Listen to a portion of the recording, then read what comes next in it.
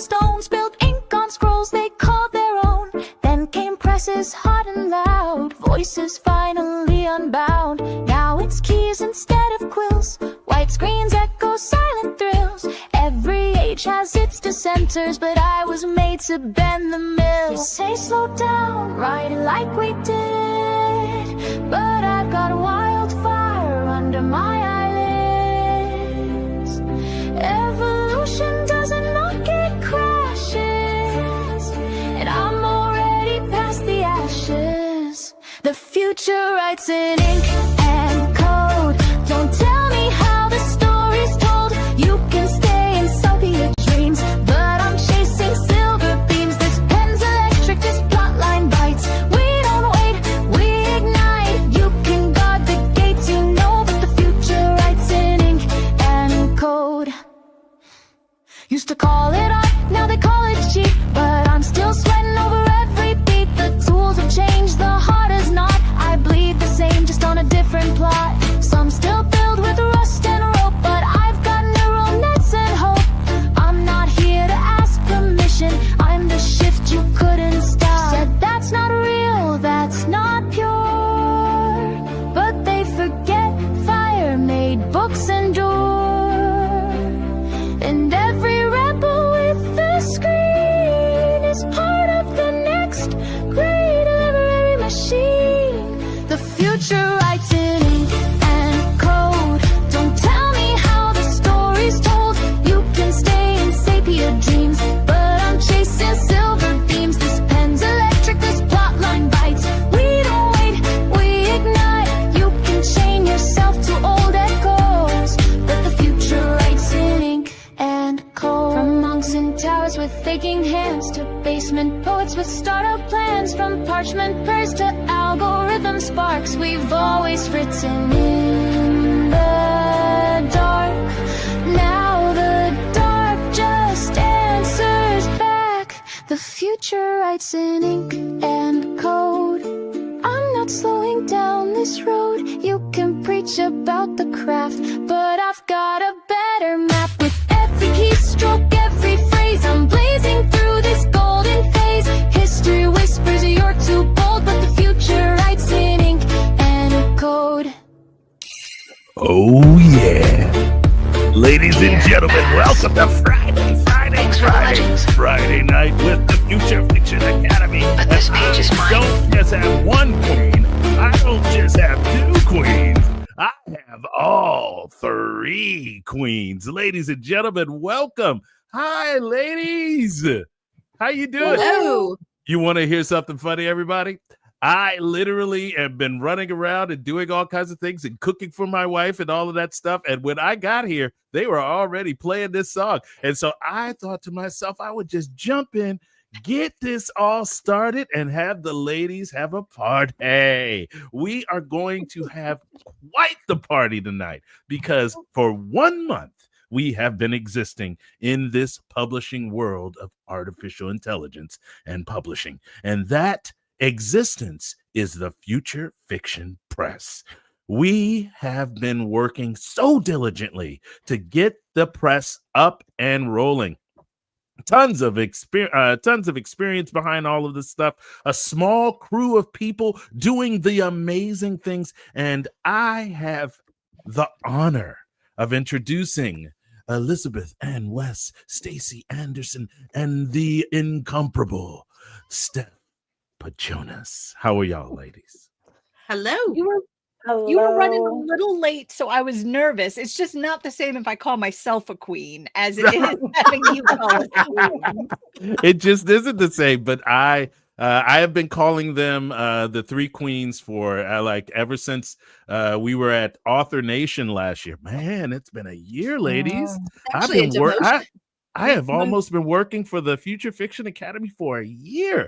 This is crazy.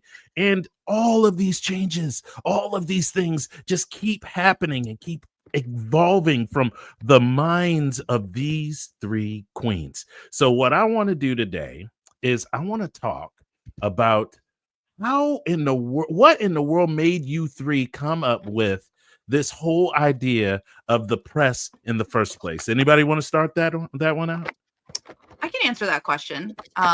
So believe it or not, Terry from Becca Simes's Write Better Faster. I was doing some coaching with him, and he had mentioned, like, have you guys thought about making this a press? Now, this was very early days. This was back when we were still slogging through 8 labs a week. And I remembered mentioning something about it. We love doing 8 labs a week. Don't let her even tell you that we're slogging. We loved it. We just had to pull back because it was unsustainable. But we loved to do it. We did, didn't we all? We really did love doing it. But one of the reasons, not one of the reasons, the main reason I am successful in this business right now is because I have beside me Steph Pajonas and Stacey Anderson. So when I talked it over with them, of course, me being the activator I got busy with other things. So then Steph, you want to explain what you did? Oh, last year I built the website and everything. Yeah, you were like the structure of that part of the business. I did it all last year. You made us all have a meeting in like April, and we had to sit down and we formed an LLC, and we had to do all of the things, and I think that was the originator of the Steph saying, I hear a lot of plans, but not a lot of action. Not a lot of execution. Not a lot of execution. Yeah. I'm gonna put on a shirt. It's gonna go on a shirt. So yeah, I think when we first started the academy, we were really thinking that we would all just be publishing on our own thing. But the reality is, I wake up first thing in the morning, I'm talking to one of these ladies. I start my day off every single morning with either a good morning sunshine from Stacey or a hi, good morning from Steph. And it'll be like, oh, I knew you were going to call me. This happened this morning. I just put my earbuds in, and then, called. Their families make fun of me calling, but they'll call me too. And it's like, we literally start every day off. And so, for me, I eat, sleep, and breathe Future Fiction Academy and Future Fiction Press. So it got to the point that there was no way for me to publish. I didn't want to do anything independently anymore once I learned how I could work with business partners. Yeah, I hear you. The right business partners. The right business partners, that's for sure. Competent business partners. Competent business partners. I have to say, I've really enjoyed this whole process of watching this thing come together. We have meetings every week, y'all. Mm-hmm. Every week about the press. How many books have we published so far? There's 8 out and 3 more on pre-order. 4 more? All right. Yeah, 11. Yeah, we have to keep counting. We're not sure. Yeah, if we haven't done it today, it's out of date. Wait a minute. So that's a month, right? Mm-hmm. So 1, 2, 3. So that would be, let me think here. Every month, if you have 11. 2 to 3 a week, isn't it? It's 121. I think we're up to like 15 now. Yeah. Wait a minute. So 2 to 3 books a week. That means if you just go 2 books a week and you go 52 weeks a year, oh my goodness. That's a very large mini press. A point of order. I did turn on normal latency tonight, so we will still respond to you guys in chat, but it's going to be a little bit more of a gap from what we usually do, from where like we talked about something and that they're going to respond in the chat. That's because I figured out how to turn on live captions. So if you need live closed captioning, this was a request that we got, I researched it and I found out what the problem was. So we have a little bit of a delay between when we talk and when they can actually hear us and everything. It's a little bit longer than normal, but people can have live closed captioning. Kimberly says it was a fire hose. What was a fire hose? They're still on the 8 labs a week. Evie says it's a song. 8 labs a week. 8 labs a week. There it is. I was gonna do a Doobie Brothers song, but I always default to Beatles. Always. I was trying to do the Beatles. I was just in a different part of the chorus. I need a drink before I do karaoke.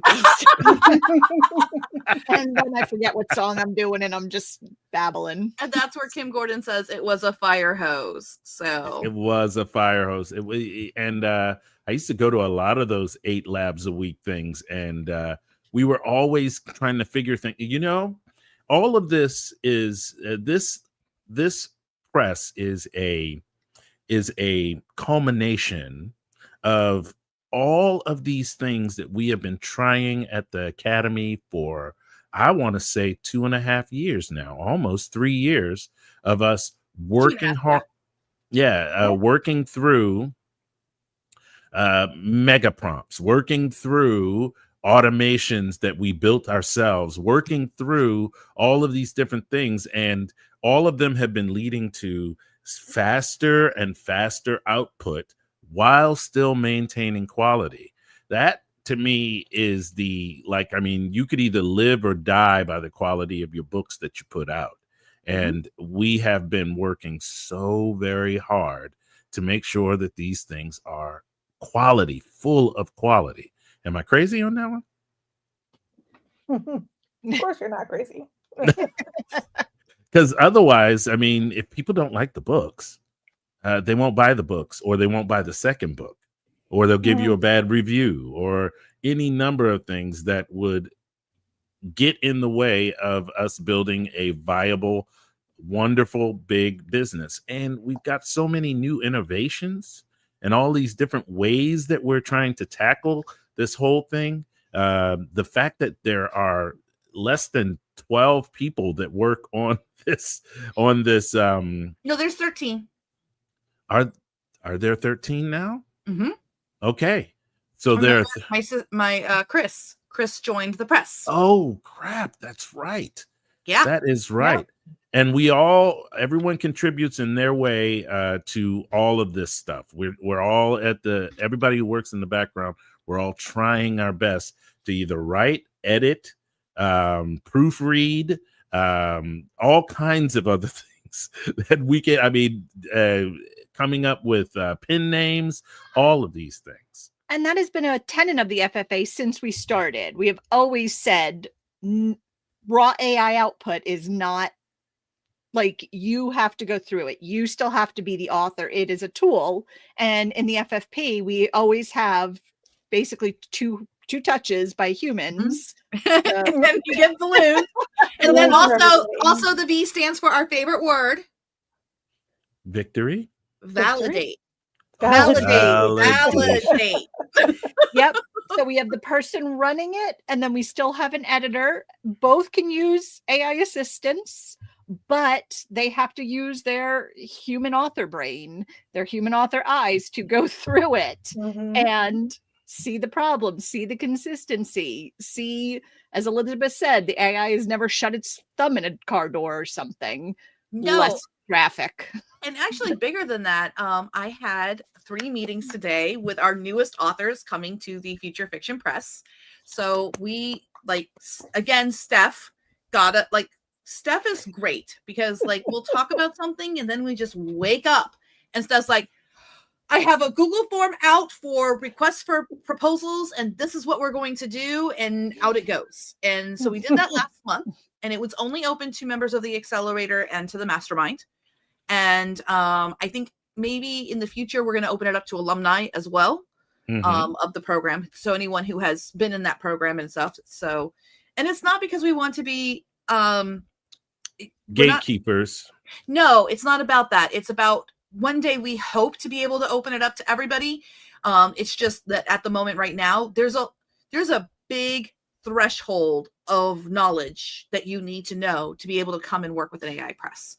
We have our own language that we use. If I'm talking to someone today and I'm like, yeah, so when you get that worksheet, when you cascade, you're going to need to go back and forth between world building and characters 2 or 3 times back and forth. Other authors are going to be like, what? Cascade? What? What do you want me to do? Yeah. Dossier? What? Yeah. So, but you know what? I'm watching other YouTubers and stuff, and they're finally up to scene briefs. So Scene briefs. At least they're not talking about beats anymore. yeah, Well, we're not Oh my talking about beats anymore. Thank God. Welcome to 2024. Yes.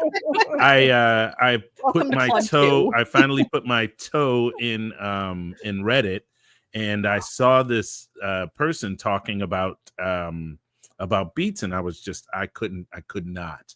I was like, can I make a suggestion? Now, just hear me out. You're all in it. This whole idea of you using beats and going beat by beat, the AI is smarter than that now. You know, I try to spread the good news that we are the smartest people in the room, because we've been literally breaking our backs over this thing I mean, for so long. just in creating your first draft, which we did not start that project until April, which also ties into the press. We'll tell that story. I've done 1.6 million words, just running through them, reading through them, looking through, experimenting different things. I mean, 1.6 million words used to be like somebody's entire career. Yes. And now we spend our time validating those 1.6 million words and stuff like that. I mean, you're even taking your old books that you wrote before in Jaff and Jane Austen fan fiction.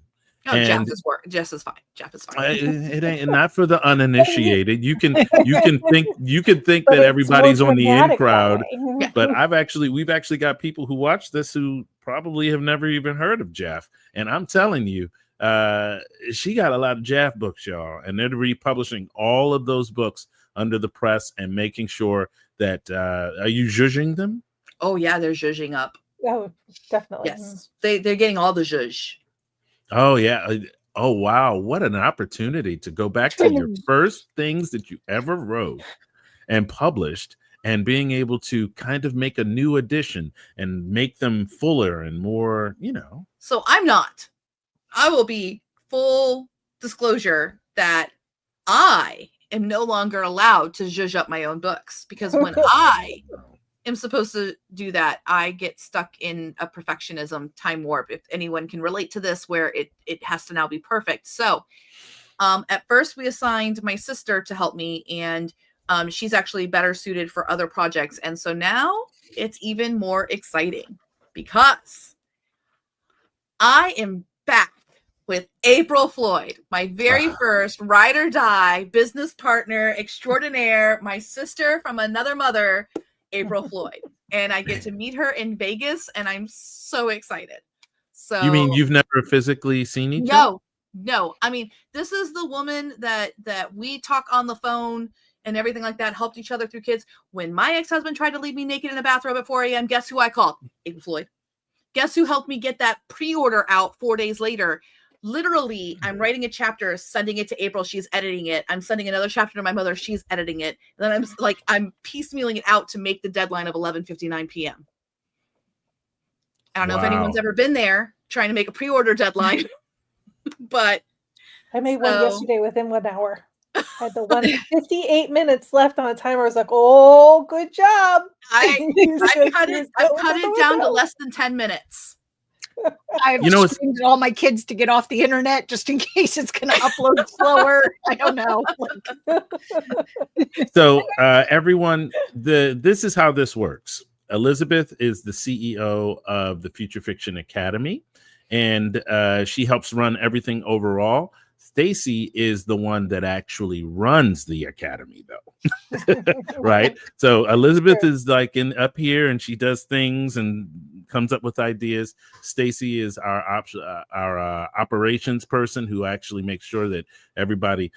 I like Stacey because she pays me, and she pays me too. Right? I know, right? I like it when she. I like it when story too. Yes. And then you wonder to yourself, well, what in the world is Steph Pajonas doing? Well, the other queen runs the FFP. She is basically the person, the go-to, the buck stops here person who takes care of the FFP. And all three things are incredibly important. and I'm just here doing the YouTube stuff. I just make sure that baloney. I'm here to help. I'm here to help out on other here things. like, y'all hear about AI video? And I'm like, I don't care about that. Y'all hear about AI video? I don't care about that. Like, the only reason why I was like with Ben looking into AI video and stuff is because Ikello is constantly on top of that stuff. So when Ben asked me, like, is there anyone you can think of that would be good for this? I was like, Ikello. And I've been working hard trying to get to my vacation here in a couple of days when I fly out to Hawaii. Oh my God, I cannot wait. I am so busy right now. It's ridiculous. It's absolutely ridiculous. If any of you are coming to Vegas and want to meet us, chances are you're going to meet Ikello first, just because he's the out and about person.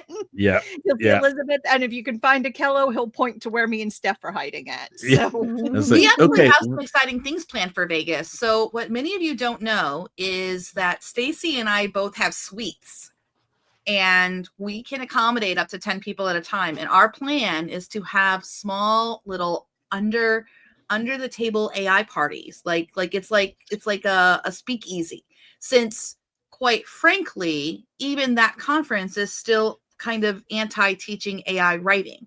All the conferences this year were. That's one of the reasons why I wasn't on the speaking circuit this year. I plan to go back on the speaking circuit next year if there's conferences that want me or something, or maybe next year we start planning our own conference. You never know. You don't know. I don't know.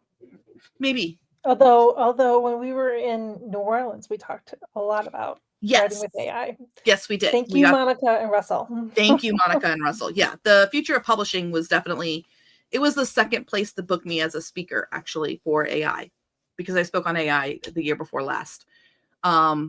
So yeah, it's, I'm really excited to be able to meet with people, to be able to have our laptops out. We kind of have tentative plans of like an advanced room and a beginner room, or we'll see what little boot camp type stuff.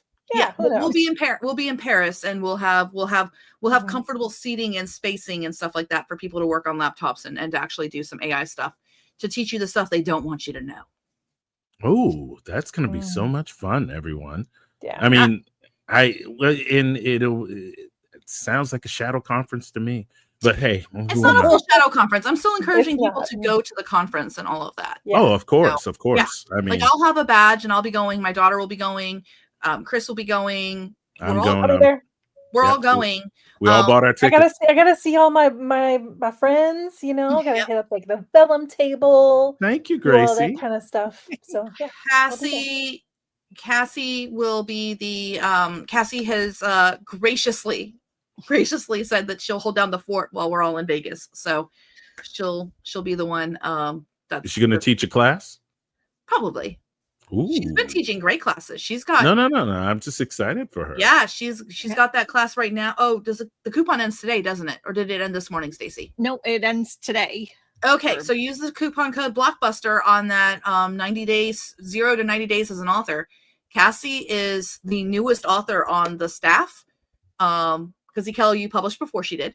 Yes, I did. And she did a whole journal class and stuff, really showing how she used AI to still work full time, get her first book out the door. And I mean, the class is what, $49, I think, $49.50 with the coupon. Yes, it is. Yep. Yeah. Yeah, it's totally worth it too, y'all. If I can do it, you can do it. And I think it's really great that she was willing to put herself out there, because like, if I sit up here and say, I can do it, you can do it. I've been publishing since 2011. Stacey, you're what, 2012? 2014, 15. I was 2014, 15, and Steph, you're 2013. 2013. So yeah, so all of us have been publishing for longer than a decade. So when we're up here saying like, well, yeah, you can do it, everyone's like, yeah, but 10 years ago it was so much easier. No, it wasn't. It was different. So the press is AI positive, y'all. Understand what that means. It means we use AI in all aspects of publishing, meaning that we write with AI, we have a back end with AI, we have back end promotions that are powered by AI, we have marketing and all kinds of stuff that all work because of this new age of artificial intelligence. I think the Salesforce CEOs today said that they were able to let go. Proudly stated that they were able to let go of almost 4,000 people and all of this stuff. I need you all to understand that you have to get on the train. If you don't get on this train, if you don't do this thing that is artificial intelligence, then somebody else is going to figure out a way to do it. And you're going to feel incredibly disenfranchised because you think that AI took your job. AI doesn't have to take your job. AI, you could start your own business in a much easier way now than you would have been able to. The size of our press is not very big. It is not very big for what? We're looking at 100 books a year. How many people do you think work at a press that puts out 100 books a year? Anybody, any ladies, you got any guesstimates on that one? Anybody? More than we got going, that's for sure. I mean, you think I think it's we like, know this number, don't we, Elizabeth? Let's see if anybody else can guess it. Yeah, oh, we do, but we'll give people a chance. Oh, there's like so many accolades for Cassie. I was moved by the interview with Cassie from Robert. That's right. That interview was last Thursday, right? yes, it was. You can catch it on the channel here. Yeah. Oh, Alyssa's guessing 70. 70 people. Yeah. Wow. For 100 books? I mean, I know for a fact that a $25 million press puts out less than 400 books a year, maybe 400 books a year, and we're on track right this second with just this 2 to 3 books a year. Oh, my gosh, if we go up to 3, that takes it from 104 books to, oh my gosh, times that's 150 some change books. That's a lot of books. So we're getting 15. Typically small presses of our size who have about 13, we don't even have the full 13 people all working on the press. Joseph really is focused on software. So is Mel. So is Carlos. So is Carlos was the third. Shoot, do we have 14? No, 13. Okay. Carlos. No, yeah. I gotta count. Carlos was here before X-Teen, right? No. Oh my gosh, then he's is the the 13th newest one. Yeah, he was the last one. So at any rate, the presses our size, small presses, they typically put out less than 50 books a year, even less than 20 books a year. A lot of presses our size are still working in kind of that pre-AI speed. And I think it's going to be that way for a while. Publishing moves very slowly. How slowly? I was at Frankfurt Book Fair last year teaching on AI as a guest of the country of Slovenia, which I never in a million years thought I would ever say, but it's really cool. And I'm walking around and I'm talking to people and I'm very knowledgeable about things. And then they ask me, like, who do I work for? And I'm like, work for? I publish my own books. Oh, you publish your own books. And they're like, oh, you're self-published. I'm like, hey, my books have made over $250,000 just on Amazon alone. Get back here. And their eyes go, what? Because they don't, it is 2024 last year. I mean, I literally was like discording Steph and Stacey going like, these people live on the moon. They had never heard of their tunnel vision, their vacuum that they live in, their, what is it? Echo chamber? Yeah. The echo chamber that they live in is like, there's no such thing as a millionaire indie. I know several. I think many of us know several. There's no such thing as a 6-figure indie. I know dozens of those. And I think we're seeing the same thing happen in the AI space. Like, what's the echo chamber for the AI space stuff with authors? Oh, it's all negative. Yeah, it's either all like we have a positive group, right? Or it's all negative. It's just, yeah.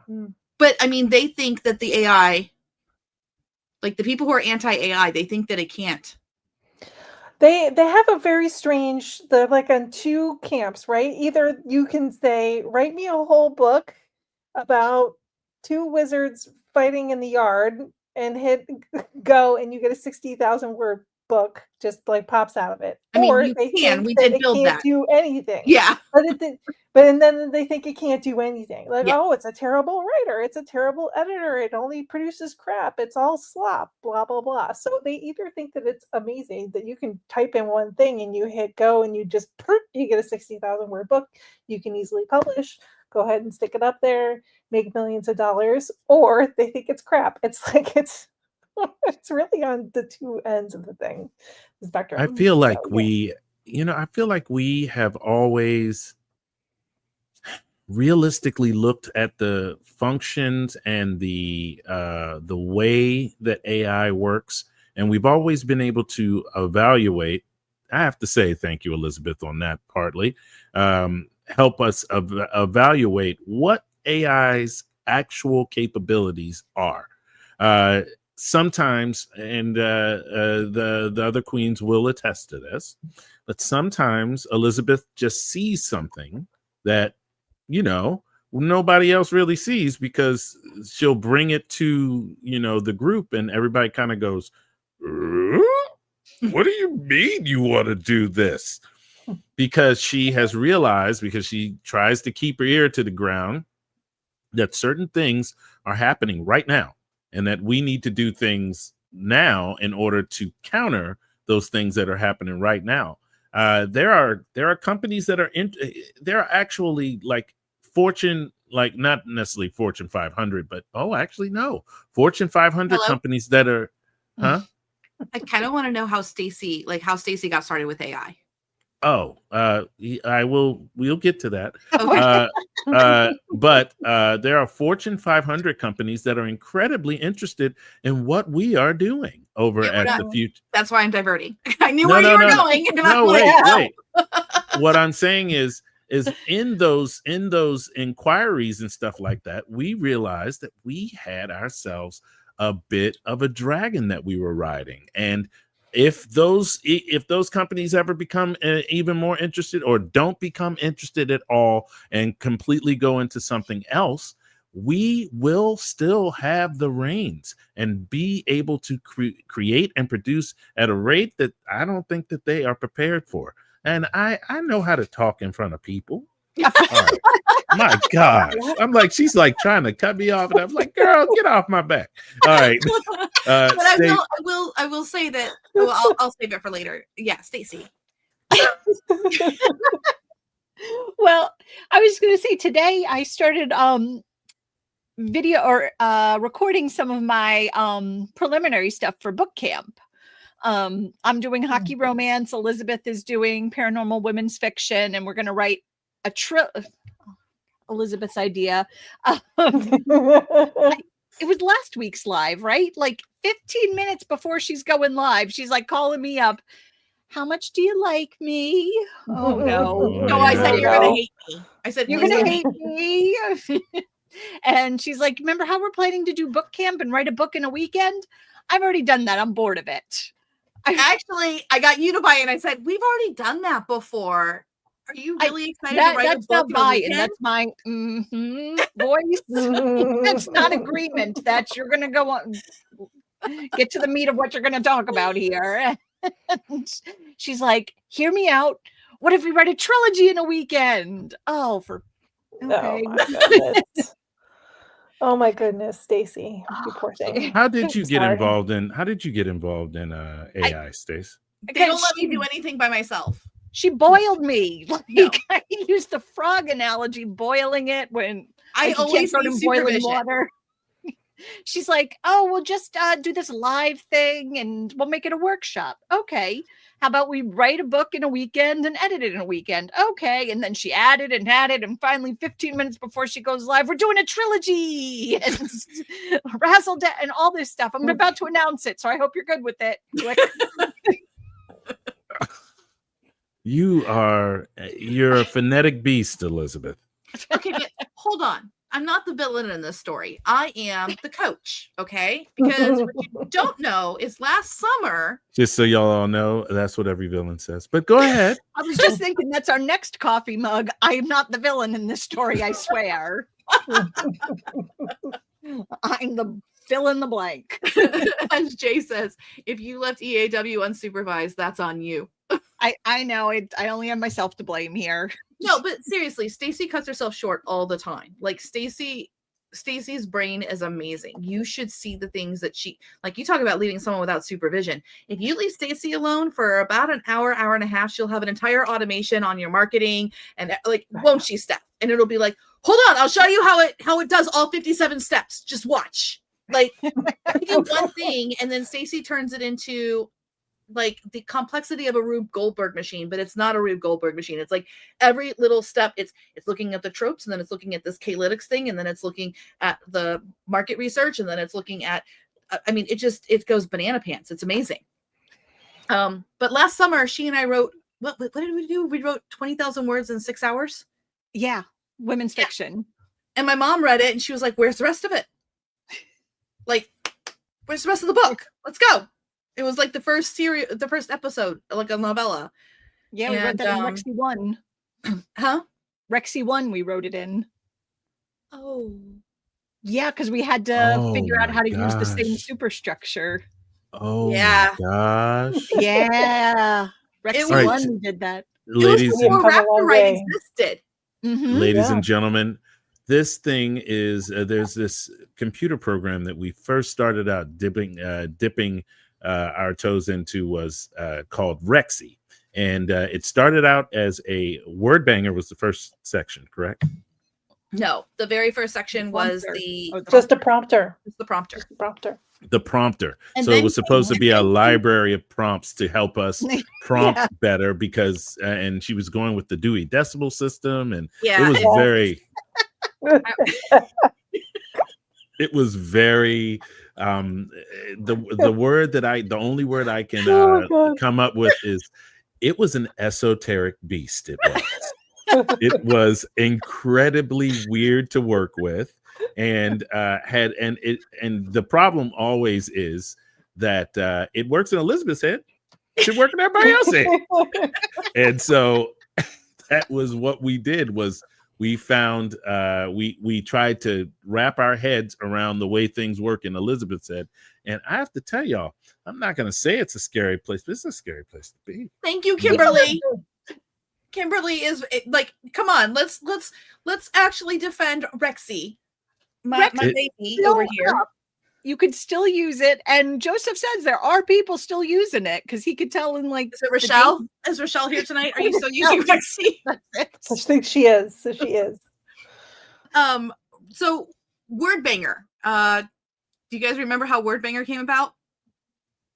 Because the It's sex bang and violence bang. and the two bangs. Things, sex and Yeah, violence. because the not safe for work models were so far behind what we now call foundational models, like your Chat GPT and all of that.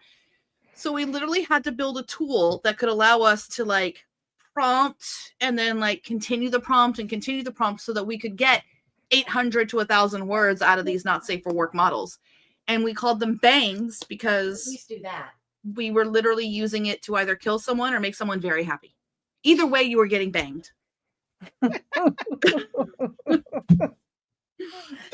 This was our first automation. It really was. And I mean, that was August of 2023. We first started Yeah. working on Rexy in July of 2023. And then August of 2023 was when we actually had something for Prompter. And then September was Word Banger, I believe. So, because we launched with Word Banger already in there. And then Pretty once much, I think, yeah. once I had access to a little bit of sequencing, it's very much like if you give a mouse a muffin or give a mouse, Mouse a a cookie. cookie. Yeah, with me, it's like if you give Elizabeth a new piece of software, she will ask and find 6 other uses that she wants to use it for. And she, ladies and gentlemen, she has a really big toy syndrome problem. And when I say toy syndrome, I mean that she gets a new toy, and even if that toy isn't ready to show everybody that toy, she goes on actual internet, actual YouTube, and struggle buses her way through that toy. But because it's Elizabeth, it doesn't look as bad until you try to use the toy. And you're like, oh, this wasn't actually ready for prime time. But Elizabeth's like, I'm going to show it to you anyway, because Elizabeth can't keep a secret, everyone. I hope that you all understand that that's the way all of these principles that we do in the FFA work around is Elizabeth can't keep a secret. That's right. And so we don't tell her anything until she needs to absolutely know. Unless she comes up with the idea herself, and then all bets are off. This is They're an just off. interesting comment here.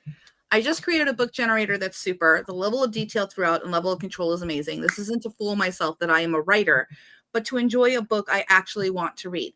So I got news for you. Some of the best writers in the world never wrote a single word. They never typed it. They would literally dictate their ideas and their thoughts, and then they would hand it to their gorgeous room of female secretaries who typed it up for them. Yeah. I mean, even the romance, there was a lot of female romance authors who would crank out, I don't know, 20 books a year or something like that. And they would just go into a room and dictate to their secretary. It wasn't an administrative assistant back then, secretary. And that secretary would crank out these books for them. And they were able to think about visuals and stuff like that. And then just I feel very similar to that right now with working with Your First Draft. When I'm working with Your First Draft and I'm crafting a dossier and everything before, I actually put the dossier out. I usually work on it somewhere. I like to work on it somewhere else, but there's all the functionality in the world for you to actually work on it inside of YFD and push out these incredible dossiers that you have to validate. That you have to validate. And once you validate them, you get balloons when you validate. You get balloons when you validate. And once you validate them and make sure that it's going in the direction that you want, you cannot be lazy with this. You have to validate. And in that validation comes freedom and security, because you end up reading the thing and it is 85-90% there. And then you're going in and just adding a little bit of zhuzh here and a little bit of zhuzh there. And it's one of the ways that we are helping to facilitate the FFP right now, is that you are given, there's all kinds of interesting things if you become a author and you work for the FFP as an author. Anybody want to address the differences between a traditional publisher and what we do and how we contract people? Oh, and do me a favor, before we even do that, I've got 60 people in this room. This is the golden opportunity for each and every one of you to like this video right now. Do me a favor, all of you, right now, hit the like. Yes, I'm talking to even you who just got here. Yes, you. No, you're like, how do you know I'm talking? I know you. I know you. Do me a favor.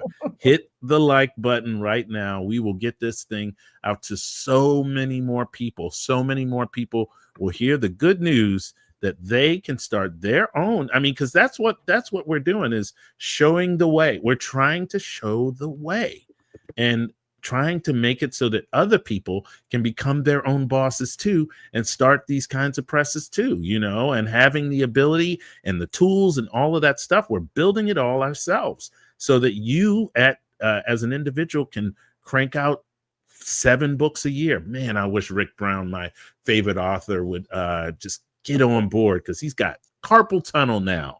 And I just found that out this week. And I'm like, oh my gosh, that means I'm not going to get but 1-2 books a year now. Oh, I have to say how trained you have me. I was just looking in StreamYard for the like button and really confused that it's not here. I forget that I'm not on you, or this isn't real YouTube. All right. So what is the contract? What are the things that are different from your press So to I'll what have we Steph and Stacey talk about the contract, but I do want to talk about the inspiration for the contract. Yes. So there's been other times in history where the ability to mass produce, the ability to write faster, print faster, distribute faster has happened before. Okay. And we don't have to go all the way back to the printing press. Don't worry. We're not going that far back. But at the turn of the century, not this most recent one, you Gen Z people, the 19th century, the 1900s, you had this man, Edward Stratemeyer, the Stratemeyer Syndicate.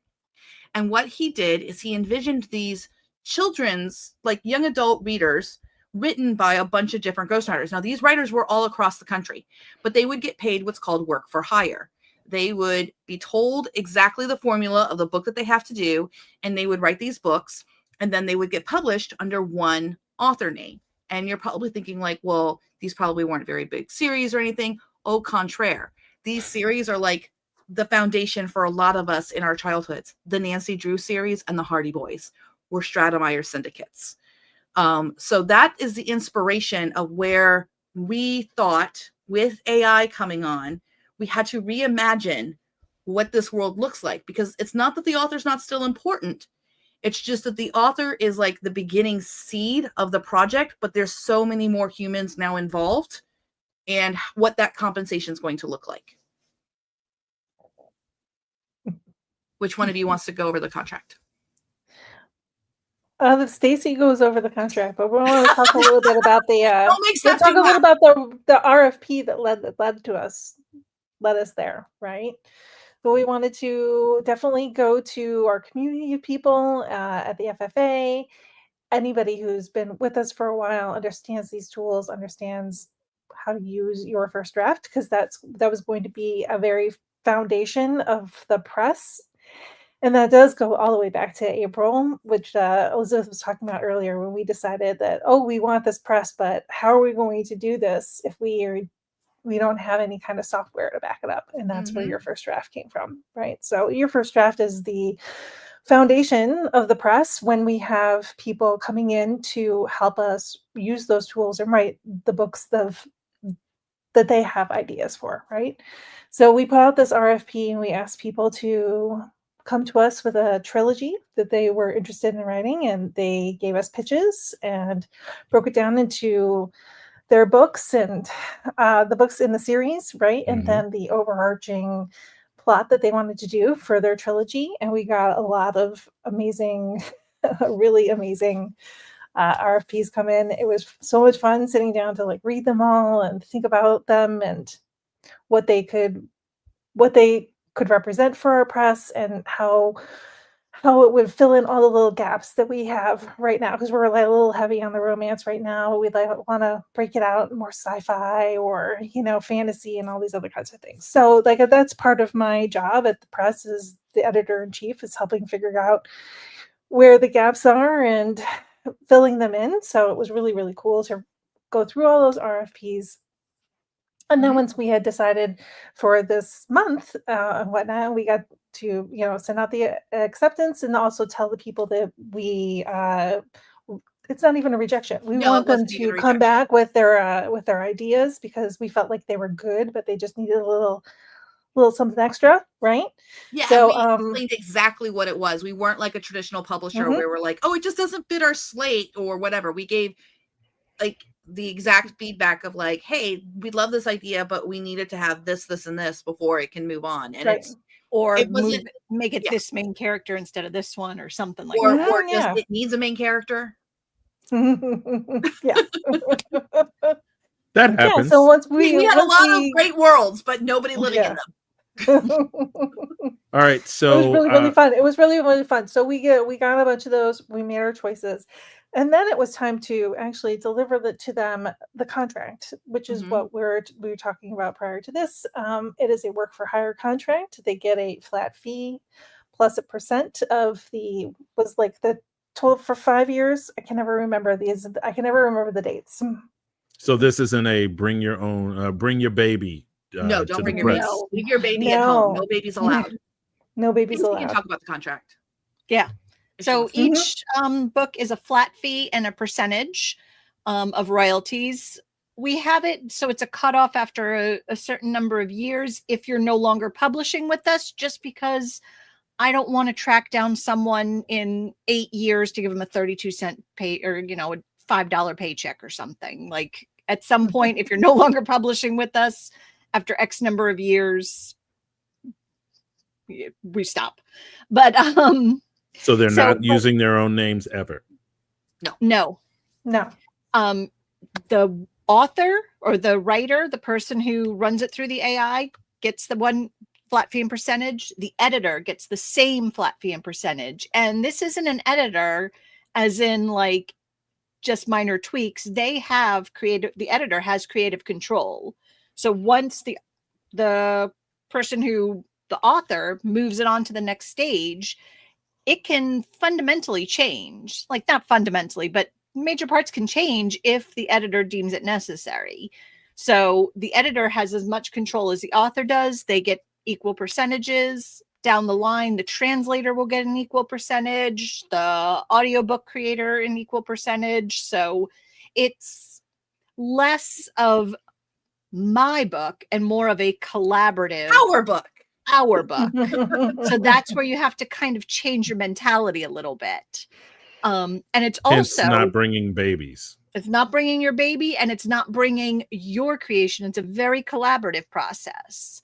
So several people will have their hands in the process, and while they're doing that, you can move on to the next fun thing. Like I said, Or your own thing. or your own one thing. for you, one for me, one for That's you. part of what we do also. Right now, what we're doing is we give them your first draft tokens to run the trilogy, and we give them an equal number of bonus tokens to run their own books. Yes. So if you come, We and you didn't run a advertise that because we don't want people submitting to the press just for like an extra Yes. dino Just for token. dino and I tokens. can't Nope. guarantee that'll go on forever, but right now, yeah. Yeah. So right now they can write one for us, write one for themselves. And I think that this is really important because one of the first things that I said out loud, which made a lot of people uncomfortable when I first was writing with AI in 2021, is that, as you talked about earlier, Salesforce bragged about 4,000 people being laid off and not needing them. People forget that companies are beholden to shareholders, not beholden to their staff or their employees. We've watched this in the automotive industry, which I'm not saying it's all bad. That's not what I'm saying. Because, there was people being harmed with, unfair hours working and things like that. But at the same time, like a lot of people lost their jobs in Michigan and Detroit, or Detroit is in Michigan. Steph knows all about that. You grew up in Michigan, right? Yep. Mhm. Change is hard. Change is painful. And I knew that the change coming was that authors were not going to be thought to be needed in this next phase of publishing. And I say baloney on that. I say authors are absolutely needed in the next stage because I've seen what comes out of AI, like what comes out of people who have AI, who have no experience with story, no experience with craft, no experience with anything that we do in our profession. And it's kind of like one of those things of like, are you going to now, I'm not going to say that people can't come in and become a writer. Absolutely. Come learn your craft. You can actually learn it faster with AI because you can iterate a lot better. But complete pretenders who are coming in and they don't even know what a 3-act structure is. Or my favorite is, I can just use the AI to change it from third person to first person, right? I'm like, no, you can't. No, it's a whole new story. Like they don't even fundamentally understand that to write first person, you have to be in that character's point of view. Third person, you're able to talk about the stuff on the wall. In first person, you can only talk about the stuff that character sees, that character experiences, that character observes. So sorry for the soapboxing, but I literally told an agent last year, she was just like, well, none of the trad pub are taking AI books. And I'm like, that's because you're not part of the plan. You're not part of the plan. And she got real quiet and I watched the wheels turn in her head. And I'm still not 100% sure that authors are part of the plan. I think some authors are part of the plan, maybe starting to some authors be part of the plan. So that was a big impetus of why I started Future Fiction Academy and took 3 years off from my own publishing to make sure that we could teach and train as many authors. And we have trained thousands of authors with our free YouTubes, our free classes. Over 15,000 people are in the free class. That's an impact. That's an impact that makes me really proud of Steph telling me, that's it, we're going into business with each other. We also have we have always had some type of thought on creatives and control. So can y'all kind of like talk about the creatives and control and how that actually affects how y'all publish now? This is kind of an offshoot of that, but like I said, I can use it in my process how it works best for me. If you watch Elizabeth, bless her heart, Elizabeth's an idea person. Like, you sit her down, she's got 15 ideas and she knows exactly what idea needs to go where. Like, oh, you're missing a person dying at this part, or this best friend's dog. Would just spice it up at the perfect spot. My poor brain does not do that quickly at all. Like, it used to take me, I drowned in showers and out walking, like, just to get these rudimentary, the things she just comes up with like that. Now using AI, I can take, like I said, I have a 20-minute video I just recorded today, and I have the trilogy, not the plot part figured out, but I was able to do genre research, which subgenres I want to kind of mesh it with. I think I'm going to go with small town and hockey romance, kind of like a junior league and or a minor league, whatever. It's Minor called. league, yeah. Minor league. Are you going to make like a banana ball hockey? No. What the hell is a Banana ball hockey. That's pretty funny. I don't even know if I want to know after all. You know. All this It's talk. We're talking about the Savannah Bananas there. Yeah, Savannah Bananas. Oh, okay.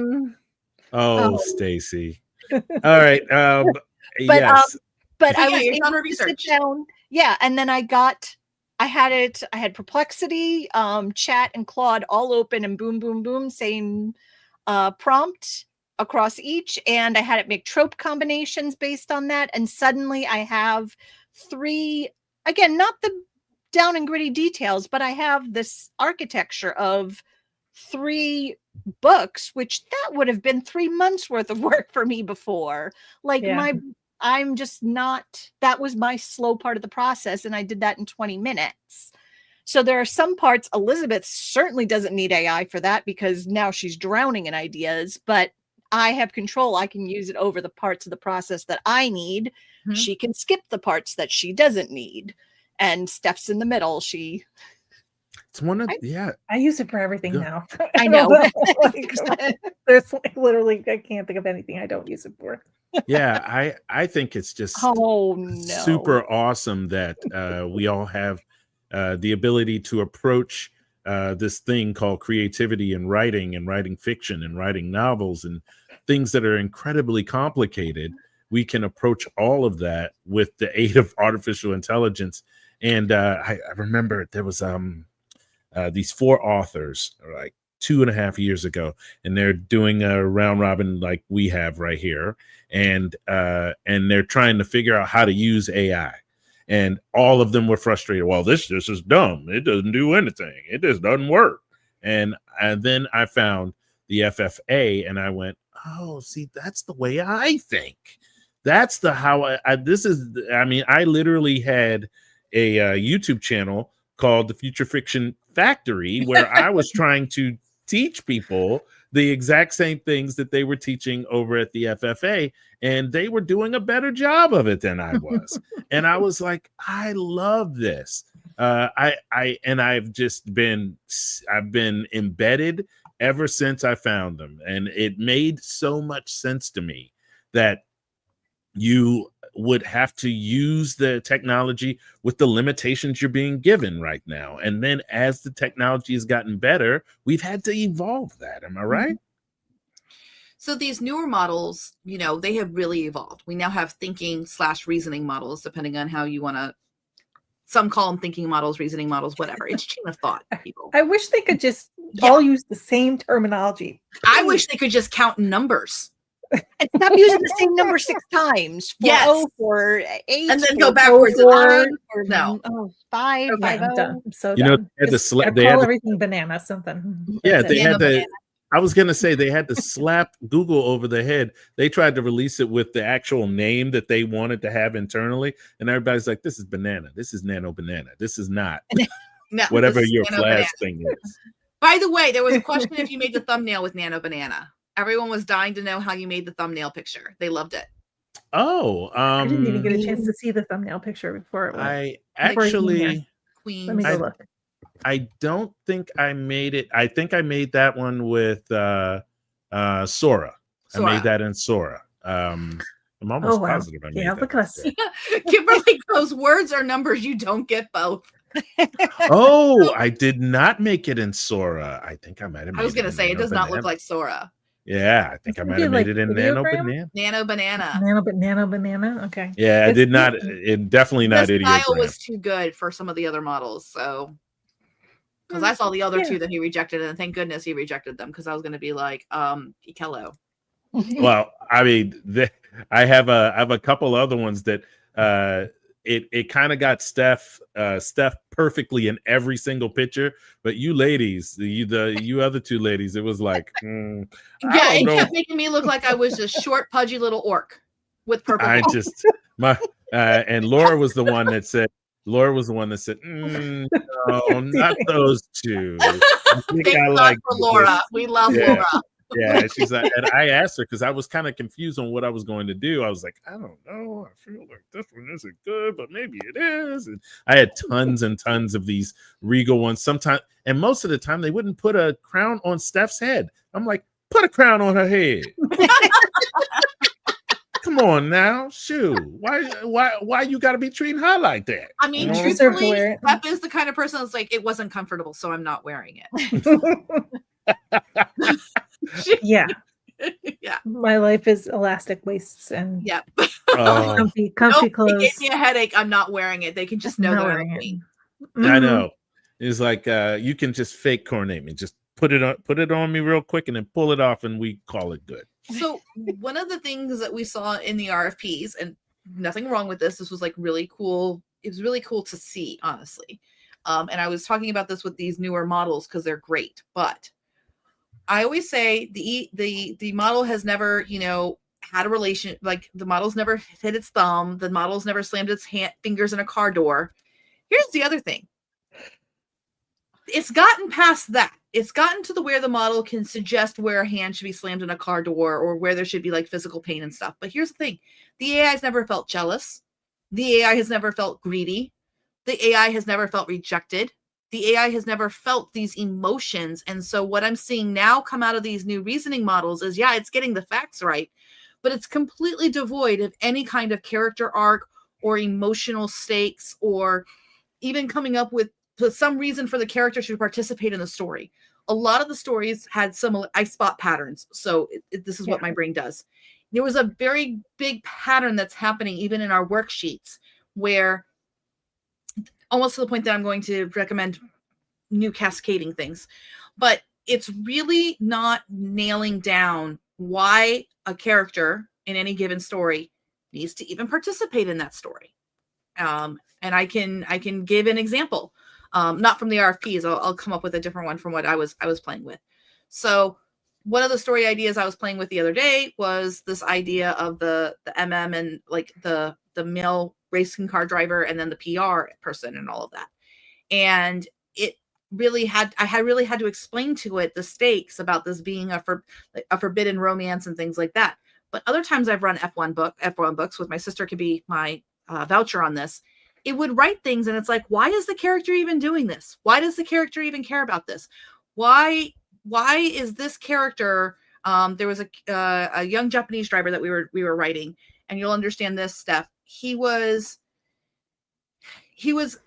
not close with his sister. He was like trying to be distant from his sister, who was his manager and stuff. And I'm like, this doesn't make sense. Like, there's no reason. Yeah, that I'm like, first of all, culturally, that doesn't make sense. But also culturally, that does not make sense. But I mean, family estrangement happens all over the world. But in this case, when she's also manager, that would be because their parents are dead. So she raised him and helped continue their dream of him being in the race. And I'm like, he would have been freaking out that the team said she had to be somewhere different when all the rest of the time. And so that's the thing. The AI just goes, oh, Japanese young boy who's racing, he's not going to want his sister with him. And it's like, but this motivation doesn't make sense for a human. Yeah. Oh, and by the way, it was Nano Banana. It was Nano Banana. It was. I It's haven't used definitely- it yet. I need to use it. It's one of the few ones where you can combine 3 different people into one thing, and it actually kind of gets it right. So Right. you know. I think it's part of my Gemini plan. I should look. it Yeah. is. It is. It is, And, right? They put a little yep. banana down there. Yep, they put a little banana down there. You can either use it in Google AI Studio, or you can use it, on the Gemini Advanced or Ultra plan. So. Yeah. Sweet. Thank you. I'll play around So with that. I have a question I asked ChatGPT for interview questions earlier. And this is a question for Stacey and Steph. If they can think, and they'll probably need to think about it for a minute. But so I'm going to tell them the question real fast, and then we'll Kelly and I'll fill in the time for them to talk about. What's one future of fiction experiment that we've tried that has completely flopped, and what did it teach you? Interesting. Us writing all the books. We'll write all the books. It'll be Books. Yeah. I'll Oh my write 3 God. this week. You'll write 3 next week. Like I hated those. I still hate those 2 weeks. I still hate them. still, those 8 hours I tried it. It was no. it I was- have to. Go ahead. Awful. Yeah, and it just showed us that we were trying to bring us as individual writers and just plop us next to each other, kind of just parallel play. And where we evolved from that is it is a collaborative process. One person necessarily can't, or it's easier if one person doesn't put it to the finish line. One person does this part, one person does this part. You can not only check each other, but you don't have to keep combing through the same stuff over and over. I think AI is just mentally exhausting. Like our brains I can't even keep up with the AI. I'm like, I need to lay down. Yeah, it's a different sort of skill and a different sort of tired. So it is a wasn't different meant- sort of tired. I am Yeah. exhausted at the end of every day. I'm exhausted Yeah. right now. Just if you hear it in my voice, you will hear it.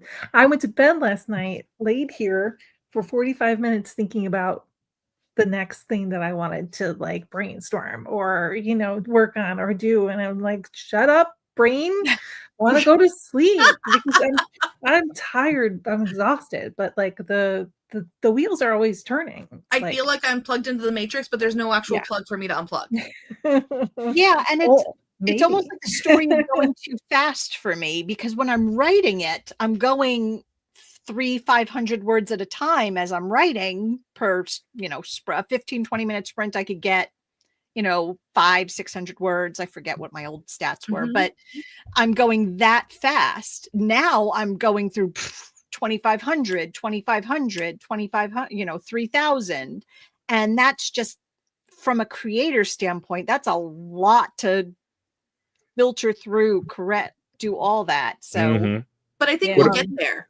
we'll get there, but Yeah, it's I think we're just not trained for it because I remember when I first picked up sprinting, I was not very fast. I was like 250 words in a 25-minute Pomodoro. Like when you first join a writer sprint or something, and everyone's like, all right, we're going to start the timer and we just keep typing. When people were like, keep typing, don't stop typing. I'm like, what? But then I trained myself for my brain to go that fast. And sometimes I would just write to myself, I don't know what happens next, but it needs to be something good. Okay, next chapter. And so you can train your brain. I've done it before on various things. And I think that's going to be a big part of the future of AI writing is that some of us are going to need to train our brains who want to be able to move that fast. yeah. Dictation was a switch I never flipped just because I'm not a smooth talker, so it doesn't come naturally for me. But I'm a smooth operator, so I dictate.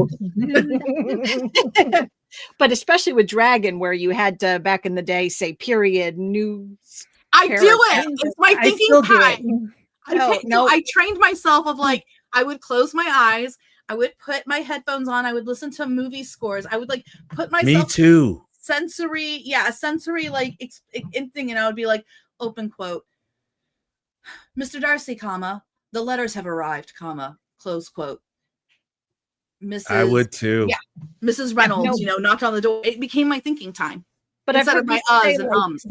it's really slow at first until your brain clicks, and then it's fast. And I think it's just a new muscle we have to train. And even after I wrote like multiple books with AI, or not AI, dictation, which was natural language processing, I would do sessions. I would do like 5 to 7 dictation sessions a day. My first session would always be the worst one. It would be like 20 minutes and I would get the least amount of words. By that 7th session, I was like, blah, blah, blah, blah, blah, and chapter's done. Move on to the next one. So I used to like do marathons and walk and just dictate the Jane Austen stories. That's very interesting that you say the thing about music. I would often listen to music. I would have 2 devices. I'd have one where I would record, and then I'd have headphones or earbuds or something in, listening to either my phone or whatever it was. And then I would write. I would dictate all those things. And you remember, Dragon had this thing where you could bring in the recording. That's how I would do it. I would bring in the MP3. Yep, files. and bring in the actual recording, and then that would be your dictation. I got up to. I would do it all in one session. I would do like I would do 1 chapter a day, and that chapter would be about 3,000 words, because someone told me that was what a chapter length was, which is bull. But it's whatever you decide it is. It is not necessarily 3,000 words, but that was what I was thinking, and that's how I was doing it. And every day I would write 3,000 words, and every day I would write 3,000 words. And the first 20 minutes of that dictation session. Where are these words? I've got a lot of stories. I'm telling you, I wrote a million. I wrote one. I know. I wrote 1.2. I even counted it up one time. I went through all of my old files. I wrote 1.2 million words before AI ever even thought about being like a glimmer in somebody's eye. You know what I mean? And so, I mean, I have, this is where my jump box series comes from. This is where my Lucky 7 series comes from. This is where my So where can I go purchase these series you're talking about? Yeah, where can we read them? Well, Jump Box, the origin of the Jump Box story, is now available on Amazon. It's called Raheem's Big Adventure. So if you want to, go ahead on and look on Amazon. It's under my name, and you can look for it and purchase that book, which is the first book in a long series of books that I am intending, if I can ever not be so busy with all of these things, on writing. So I have to say YFD has been a godsend because, it has, because I now think of things in dossier form where I can massage a complete story out. And I've even got these things that I thought I would use in one thing, and I'm like, oh no, I like that title for something I'm doing for the Future Fiction Press. I have a book I'm working on right now called The Accidental Captain for the press, and it's just, oh my gosh, it's Ion. I'm writing with Ion, and oh, it's so fun. Everybody has their favorite language models, by the way. All right, here we go. Next question, ladies, go around the horn. What's your favorite model? Right now? No, yesterday. I'm a Gemini girl. I don't know. I It depends feel on like what I'm the it's only for. one. I feel like I'm the only one. You're not. There's Love actually Gemini. quite a few people who are getting on the Gemini train. I love Gemini. I think it's awesome. Gemini it performs very, very well with your first draft because it actually will follow the outline but has some style to it. So. Yeah, I'm a big fan.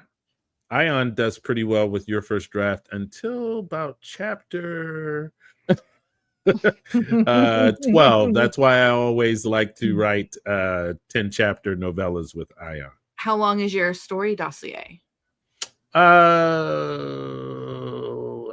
not exactly sure what that means because my story dossiers are always have multiple sections to them that have all of the breakdowns, but I never count the words or anything like that. So we're gonna get the glasses back out again.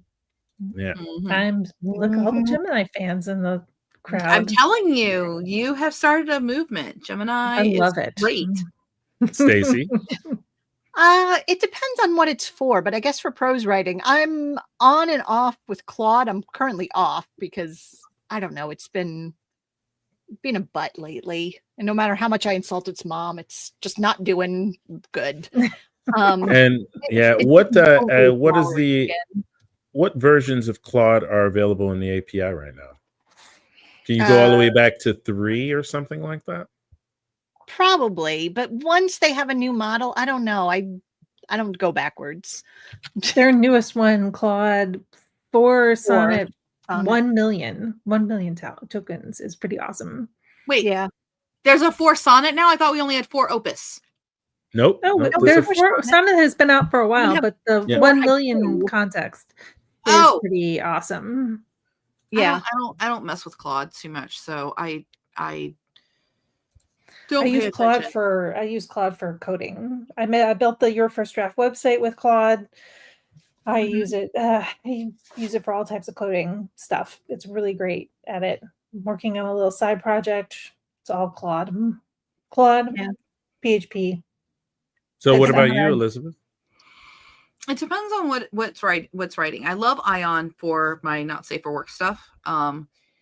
Since Your First Draft, and I'm the mother of all dinos, I kind of have unlimited dino tokens.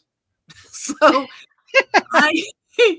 I am actually regularly running my books through 2 or 3 different models, and then I kit bash them. And usually my core models, I'm still an OpenAI girl, and I actually like the way that ChatGPT 5 writes. It's just, I haven't quite tamed it yet. I will. I just haven't had the bandwidth to really like get in there and play, but I have a lot more time for that in September. I plan to use GPT-5 for the book camp.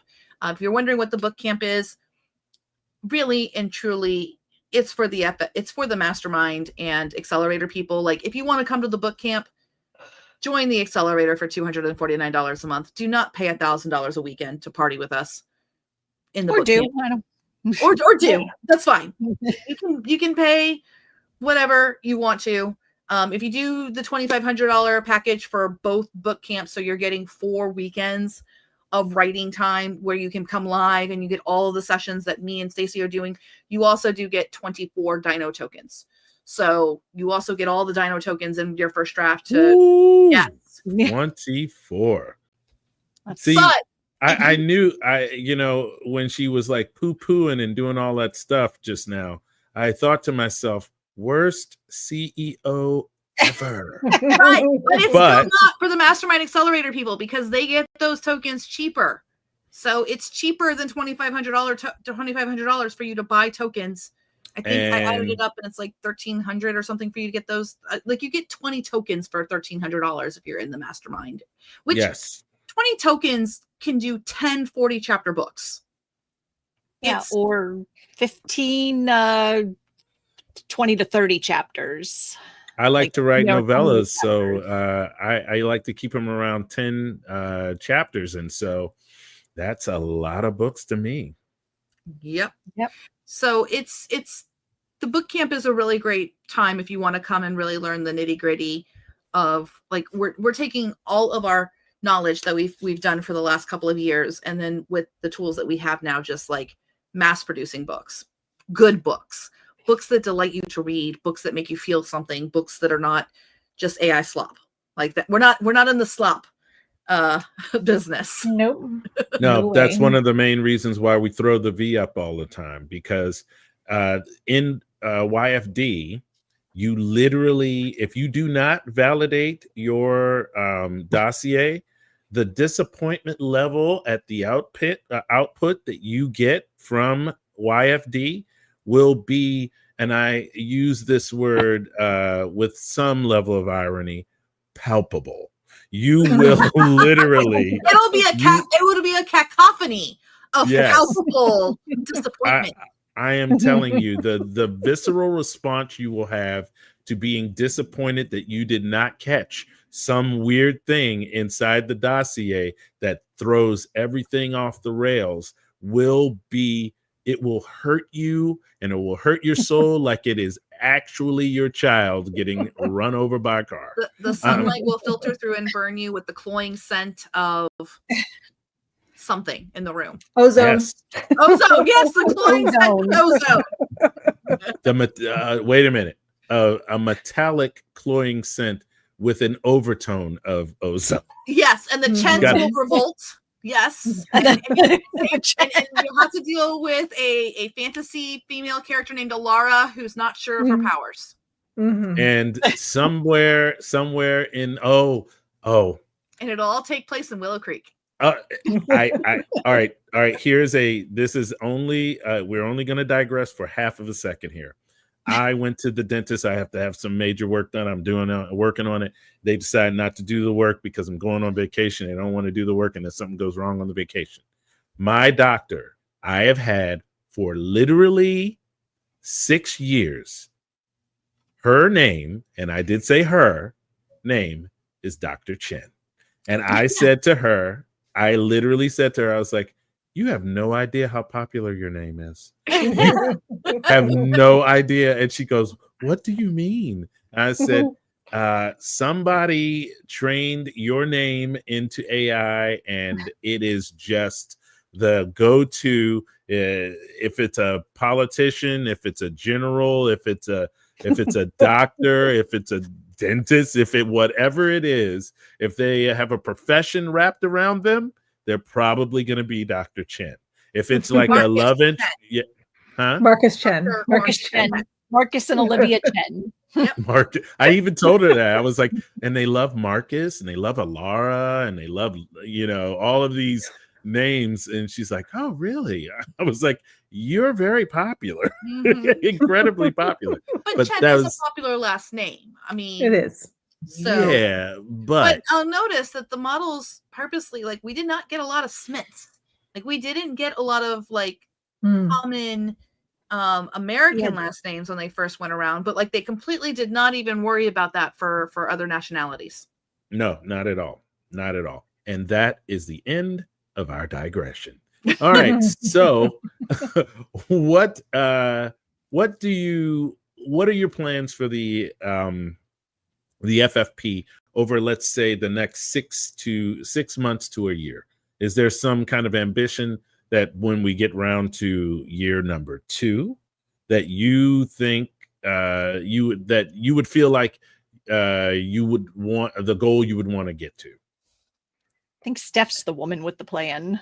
I definitely feel like we're aiming towards a really a diverse catalog of books under several pen names.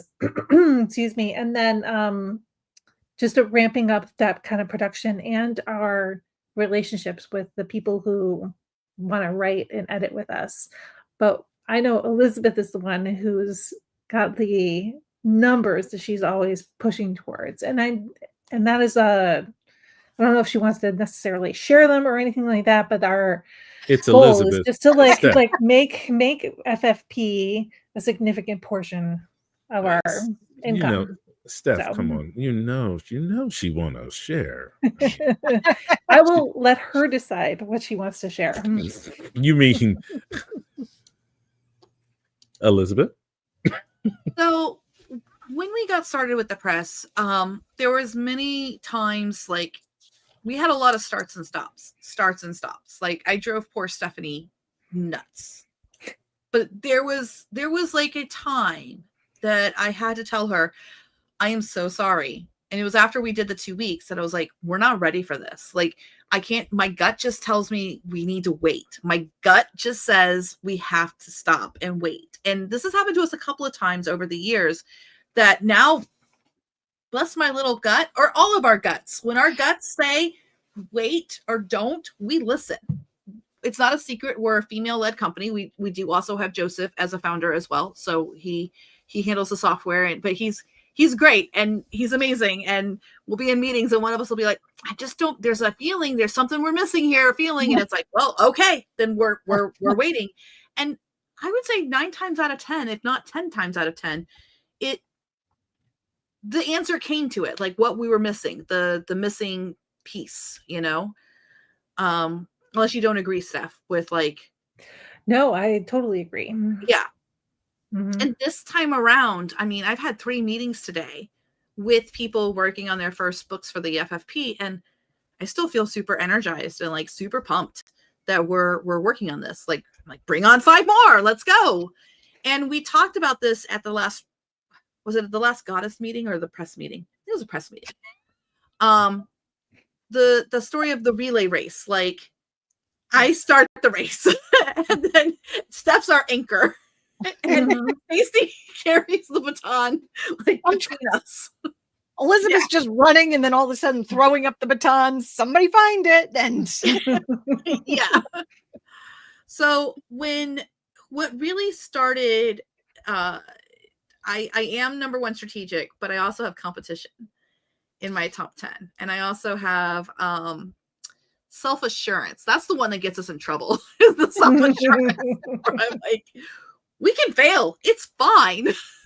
Yeah.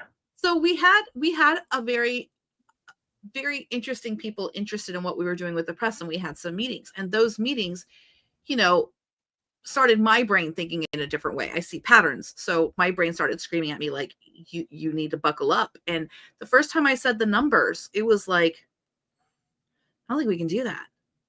I don't think we can do that. So the number is, I think is it 450 a year? Yeah, I think you said something more along the lines of 425, but yes. Yeah, it's 400 somewhere books by 2027.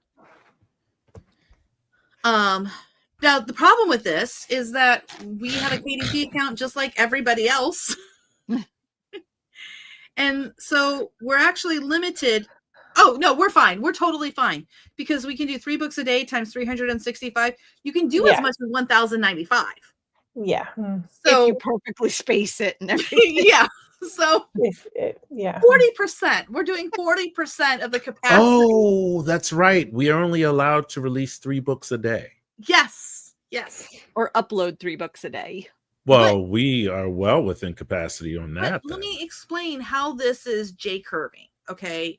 Because that's really what this is all about. This is not the 80s anymore where it's like, what is it? The sum of the parts is greater as a whole. Synergy. We're past synergy, okay? The earrings were great in Gem and the Holograms, but we're past synergy. We are now at explosive exponential growth. Great reference. I know who my audience is. Oh my gosh. So oh wow. The 2 weeks of hell that we don't talk about in April, where the 3 of us, we were so excited. We were so jazzed when we got back, literally jazzed, from New Orleans. And we're like, okay, we're going to take 2 weeks. We're going to write all the books. And I don't even remember how many books we got. Was it 6? 6 in 2 weeks? Including the ones that were already done? Maybe. Yeah. And we all were like, hate this. This is not fun. We hated each other. It was not good. It was a failure. So we were like, okay, we need your first draft. So then we had everybody on staff working on books. And I think that there was like 4 staff people who turned books in, I think. I know I turned in books, Lynn, April. Lynn's a machine.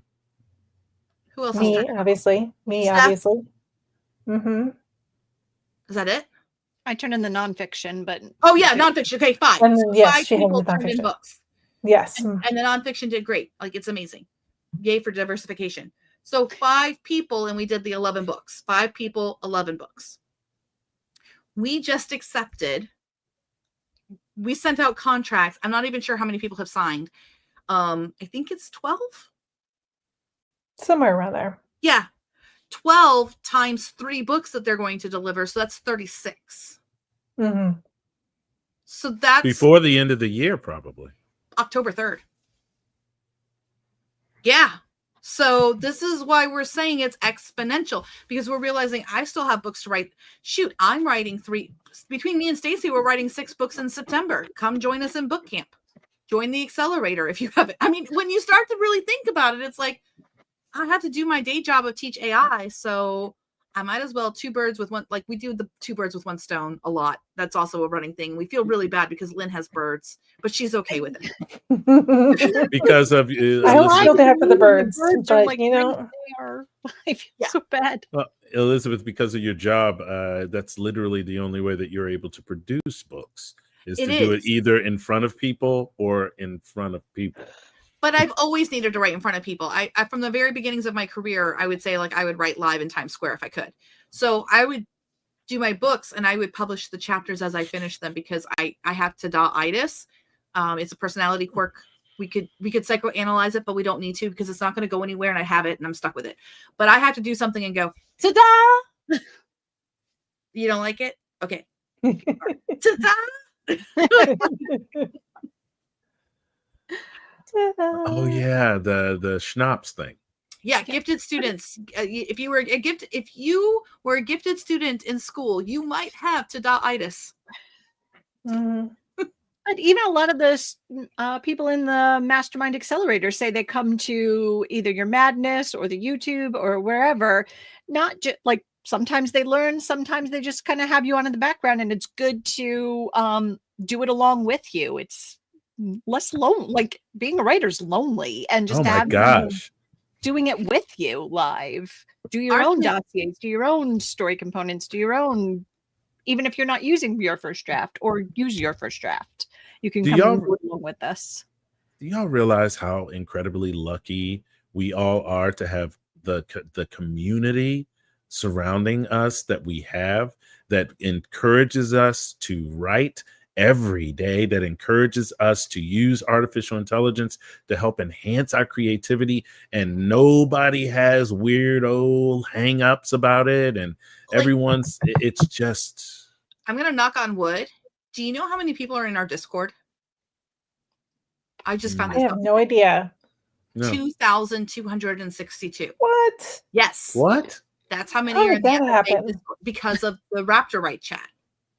All right. The Raptor Right. Oh. So here's the thing. We have a very honest and like high integrity in our community. It's been very inspiring. I can only think of like early on there was only one person that I had to kick out, but that was an isolated situation. In terms of like she was just crazy in email. She complained to me about me, thinking that the dean was my boss. That was oh, you remember? I forgot about that. How that Oh, my God. dear dean.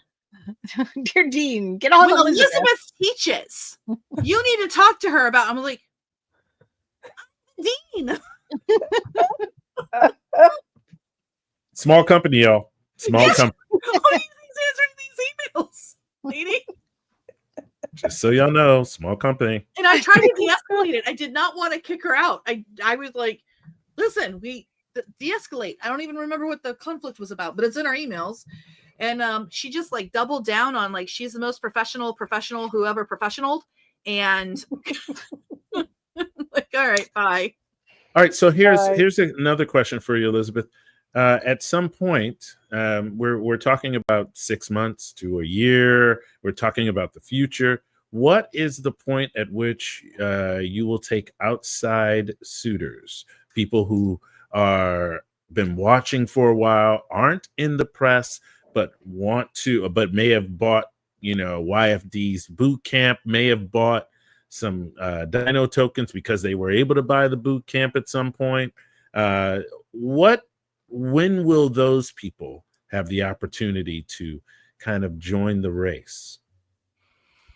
Probably, for one, our press needs to be a little bit more mature and scale. Like we are doing things with bubblegum and stick-to-itiveness and duct tape and Stick to it of this. yes, and a lot of hope. I mean, Well, it's crossed fingers. yeah. So Fingers crossing, arms, Mhm. whatever we got. There's a lot of finger crossing and stuff like that, and there is a lot of hope and stuff, but there is something to be said about the integrity of what we're trying to do. We're not trying to build slop. We're not trying to build I remember, and I'm not going to mention the person's name, but there was a gentleman a while ago, quite a few years ago, who one came up with a catchy phrase, and two had a hit book and parlayed that into an entire publishing empire, right? And in those things that I read, they were not very good books until this person brought in even more people to help him like create even more books. And then finally, I was able to read something that was real good that really had very little to do with the first person, even though they stuck their name on everything. And I think that us personally, because of our integrity, because of the validation stuff, the quality of the output, that we're going to sell books. As long as we continue to market the books and do all the things that a publishing company is supposed to do, that we're not going to have those issues. And it may feel like hope and stuff like that, but it's all, to me, it's all about execution. My worry is not hope about whether we'll sell books or not. I've sold books. That's the easy part. My hope is like, please don't let us hire someone who's absolutely nuts, because I've worked with authors for a really long time, and sometimes they're absolutely nuts. I've been sued by another author. So like, yeah, sometimes people should have a chaperone if they're online and they happen to gravitate towards careers that you can do from home. Yeah. So happens. Doesn't change the fact that they should still have a chaperone. We're all, and believe me, we're all on meds, right? Like I've got my meds right here. I'm not shaming anyone with mental health issues or anything like that, but golly, like my hope is that I do the right thing as a leader. Like I feel a lot of pressure a lot of times. I'll take this off for just a second, but we do need to have a field trip. I'll explain why. Joseph just messaged me, and we think that Gemini is cloaking Gemini 3, 2 million context with a Pro and a Flash on Open Router right now. It is, but they named it Sonoma, which I'm like, is it Apple? But Apple wouldn't put a model that's the same as the name of their operating system. No, they wouldn't do that. No, they wouldn't do that. No, they wouldn't do that. So yeah, and they don't have any significant skin in the game. We're right at Sequoia now, by the way. Yeah, Sequoia. Because that's like the freaking bane of my existence. Yes, Sequoia. Yeah. So here's where I really think that we're going to be able to, like, I think the next year is really going to show us. We're also innovating new ideas, like a pen name director. So like there's someone who has a percentage stake in like the entire catalog of the book, and their job is to kind of like maintain it. So we're really, and I'm not saying like we're inventing all this stuff. There's a long history in the publishing world of experiments and things that people have done before us, probably the same things. But shocker, publishing world does not share what they do. Like, it's not, as an industry, it's like the weirdest industry to go take a class in to go become a publisher. It's like, very opaque. It's very like, yeah. Even when you're in the class, it can be opaque. Right. It's very much gilded. There's a long history of you got to know someone who knows someone to get into publishing. Yep. Guess what, everybody? Now you know someone. We are willing to work for nothing. Yes. That's the absolutely. Like, would you like to work That's for why exposure? for a long time, the majority of people who worked for a publisher were young, early 20s women who had funding from their parents or an outside influence so that they could work for publishing because you got paid nothing. Mm-hmm. And we have contracts that are built. Did we say anything about the percentages or no? We did, that there's a percentage. We're not saying exactly what percentage it is because it may change over time. That was what I meant. Yes. So you get a percentage. It's not a very big percentage, but it is a percentage. And the real thing that I can say to people is, like, number one, don't come today and be like, yeah, I'm here to make $1 million tomorrow. Like, we're not even making $1 million right now. So this is more about you're investing, you're doing your sweat equity now for a pen name that if you do at least one project every year with us, like 3 books every year, you can continue that percentage and keep going. And anyone who's done a shared pen name knows that the first books on a pen name, when that pen name gets big, they just keep selling. So Yes. like I've done Sydney Marsh Compounded. books. Other people can write Sydney Marsh books. Okay. Oh, And so as they put out Sydney Marsh books, the OG Sydney Marsh books will get a little bit of a bump. Mhm. The best way to market a book is to write a new book. New book. Mhm. That's always been the case. There is not a single, not even a book bump, nothing. The best way to make more money is to write and publish another book. I feel like trilogy. that is a truth that is going to last a very long time. Mm-hmm. So a trilogy would mean, oh wow, that means Yeah. that you So- could schedule it so that you have a book come out every 4 months, right? I mean, I'm talking. Well. Let's hear me out. Hear me out. I'm talking about a book coming out every 4 months, and that would still be 3 times as fast as a person in a traditional publisher would output. That Sure. means because you come out with 1 book a year.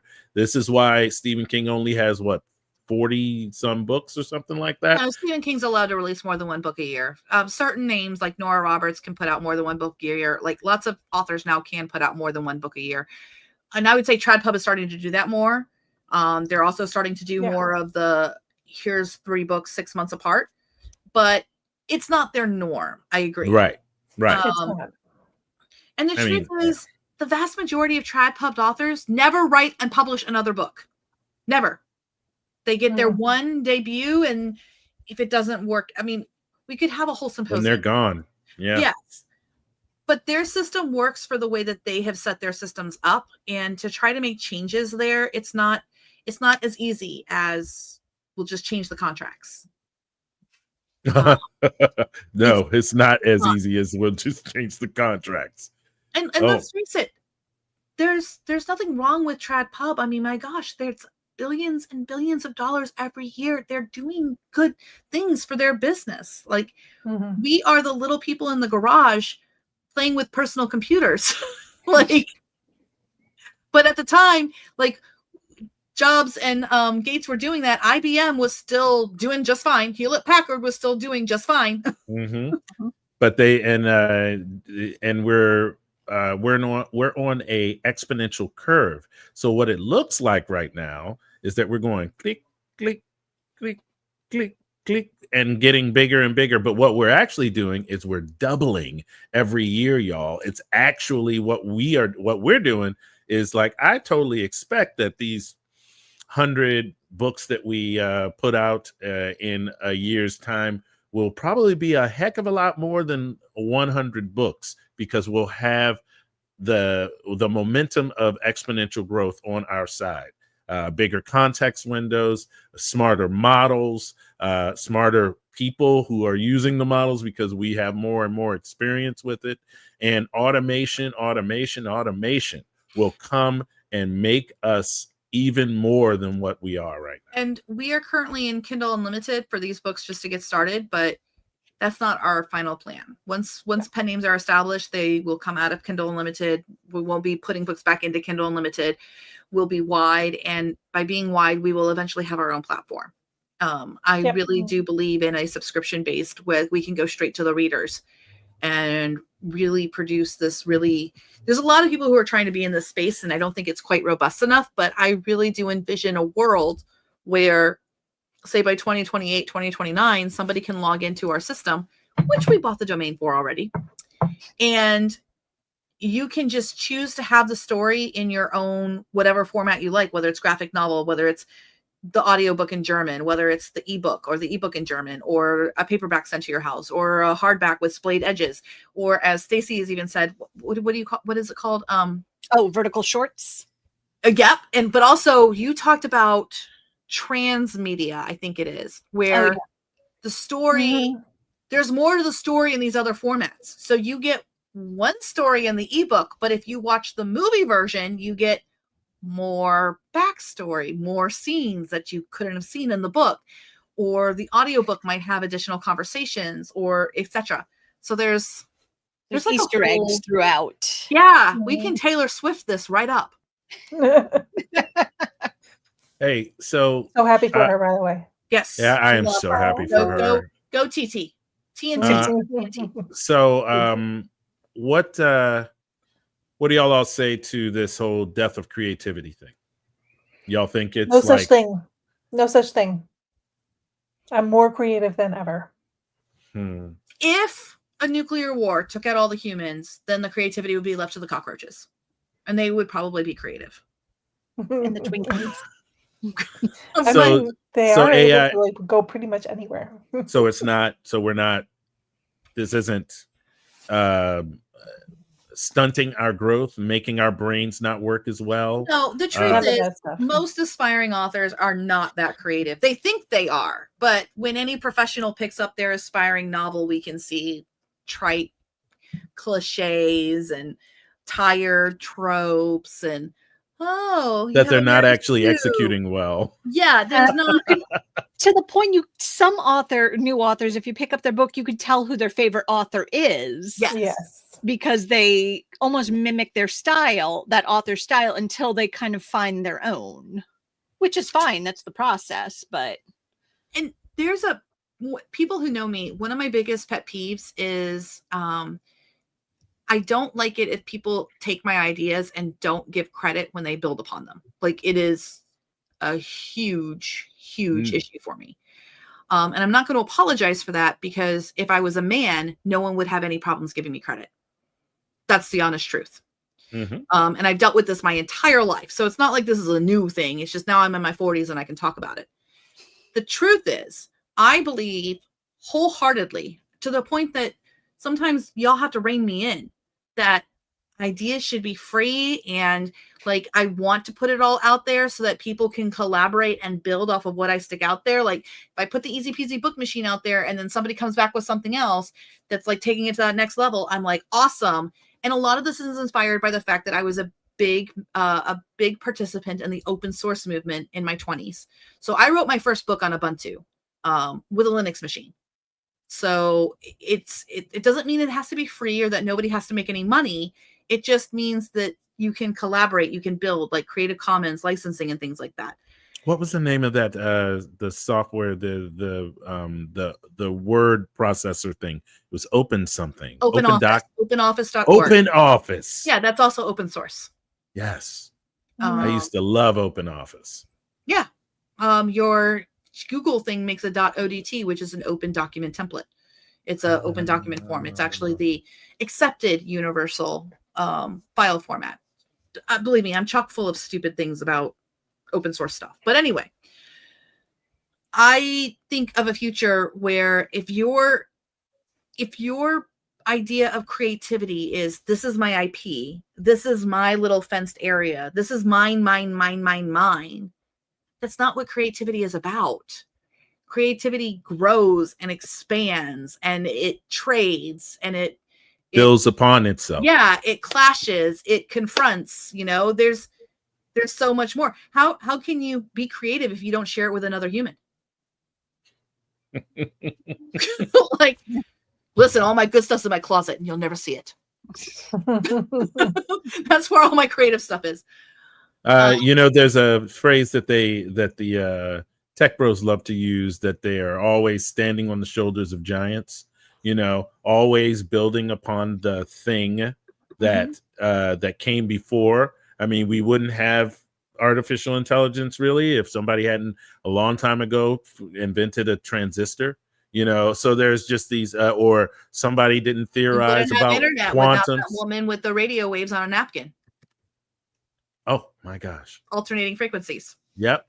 And all of the theories that people had that were just math at some point, Math is the universal language. Yes. I mean, and I just keep thinking about the theories that people had about the quantum and all of these things, and how they led directly to things like the transistor and things like artificial intelligence and all of the things that happen in order for this stuff to happen, is just, it's so much to me. It's so amazing. So what in the world, ladies, is going to be the ultimate outcome of this? Are y'all just teaching everyone else how to make businesses, or are you trying to show them the way, or are you hoping to just build some gigantic thing that you eventually sell to some big publisher? Or, I mean, what's the end game here?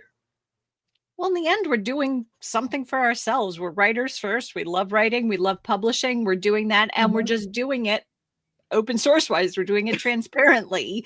We're showing anybody who wants to come along for the ride, we're just showing them how we do it. We're not saying we know the right way. We're just showing them the way we're doing it, mistakes and all. Come watch us fall on our face. Yep. Come learn from our mistakes. Exactly. I really think the Easy Peasy Book Machine is kind of like the poster child for this sort of thing. Like, y'all gave away a automated way for people, like they could take all of those steps and then add them to something like N8N and make their own, which by the way is open source, made this and make their own machines. They could do the thing. They could make a YFD if they really wanted to. Mm-hmm. I mean, Matt Wolf was just on his channel last week showing an automation thing, a different one, and trying to build a book with it. Now, his prompting was definitely from 2023, and he was running things in silos. But, I literally sat down with the top leadership of a big publisher and showed them the prompting for Easy Peasy Book Machine. And I was like, here, you can have it. And they were like, no, we can't take it. I'm like, I'm open sourcing it next week. It's going live to everyone. Because I'm okay with partnering with a big press. I can see where that would be advantageous and everything like that. I can also see where that could be a big risk as well. It doesn't matter because eventually the sleeping giants will wake up and realize that they have a lot more resources. Some of the sleeping giants will fall. The ones who don't adapt, who don't get started fast enough or whatever, and some little nimble thing comes in underneath it. But the opportunity that we have now is unique. I was talking to Stacey before the show. Mm-hmm. One of the things I'm hard on myself about, and I don't know if Steph and Stacey, you feel this way at all, but we've been in the indie world since the early days. Do you ever feel like I should have done more? I should have been more dedicated. I should have done the things that I saw other people doing that I knew was being them successful. Like, I should be more successful with my indie career. And a big part of the reason I'm not is because I did not follow through. I didn't stay consistent. I didn't do the things that I watched other people do. Am I the only one who feels that way? Mm-hmm. I remember doing many, many different things. It was just, I never found the right thing for me. I know. So then I realized we were just being baked for a different time. Between the three of us, we have experimented and tried everything. And it wasn't our time then to have that locked in success or to be a leader at that point. But now we are some of the few authors that are being public about AI, how we're using it, how we're starting a press. Send me death threats on Twitter if you feel like the need to. I will laugh about you all day long. I love to laugh at those crazy people. Yeah. There's like a cover designer for LGBTQ covers that loves every other week or whatever to yell about me or Steph. It's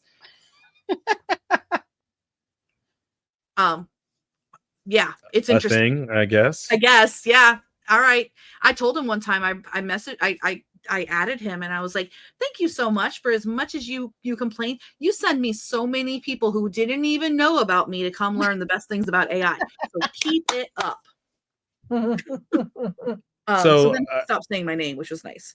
But at any rate, my point is that we've experimented and now we're ready for this time. I've sold direct to my readers. I've done German translations. I did that back in 2015. People are like, ooh, translations. And I'm like, yeah, 10 years ago I did that.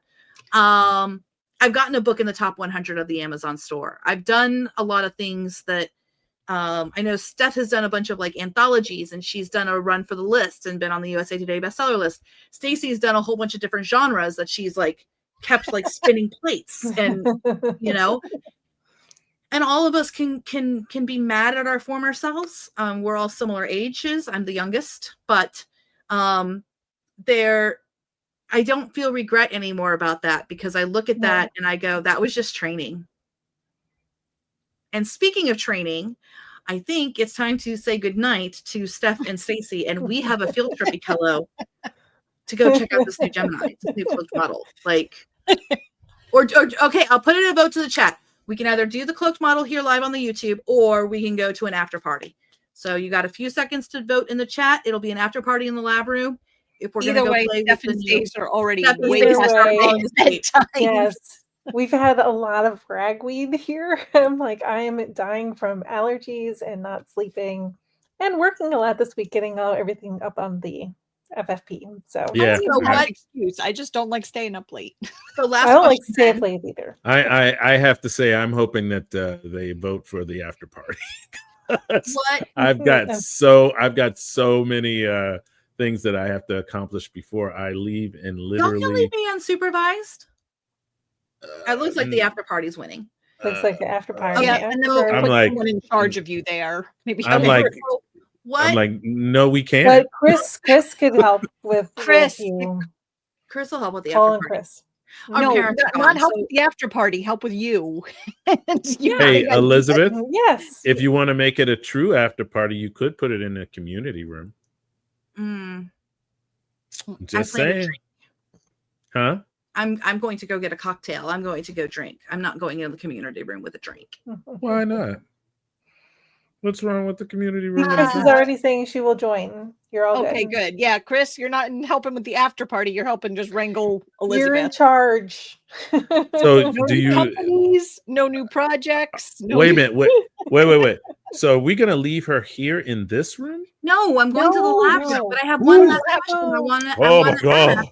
I was about to say, I don't know if you should do that on YouTube, girl. A note, like, check out futurefictionpress.com. Steph put together a wonderful website. It is amazing. And you can check out the books there. The books are in Kindle Unlimited. And I wanted to ask both Steph and Stacey, doesn't have to be the most exciting book that you're most excited about, but what is one of the books coming in the new slate? You don't have to say the title or anything, but just like a little bit about it that you're excited about. And if we don't say your book, it doesn't mean that your book is not exciting. It's just we're just giving a little sneak peek. Yours will probably be part of the next sneak peek. I'm going to say the name just because the name is awesome. Steak and Shake. It's- Right? I meant about the RF. I meant from the RFPs, like the new the coming stuff. Like I'm into the arcade. the one with the arcade. My favorite one. is I the one had the with meeting arcade. about that one today, so that was oh, really the fun. YouTuber also. the YouTuber as well. The YouTuber one. The YouTuber is one, so cool. I think that one's not coming through, right? That one's getting pushed. I think it is. We'll see. I Okay. don't remember. Oh, but Either don't way. ask. You know what? Don't ask me. It's late. It's Friday. It's late. Yeah, it's Friday. I'm like, I was getting ready It's to say, Friday. I'm like tired. you I asking got a lot of ragweed her right green and now. I forgot to take my Claritin. I this took a morning, nap so- before this. I'm live every Friday, so I know I have to take a nap. All right. Well, ladies and You guys. gentlemen, this is the Future Fiction Academy.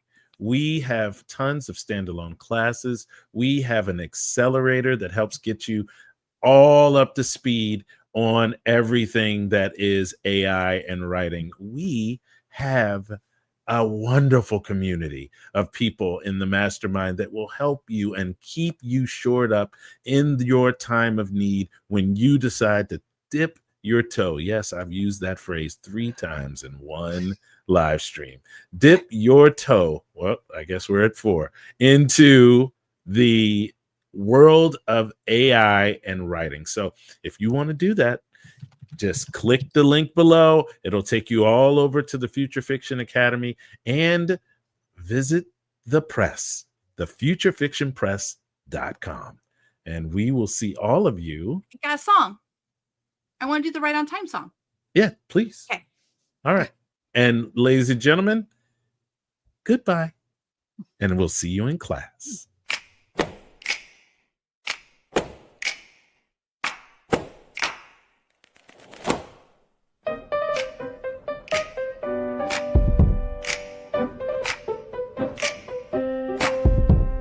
Blue light white, black tea, curse of drums on 3, little secret language, ghost keys, low key, vibe code, soft glow, sidebar, halo. I say teach me slow and it says let go.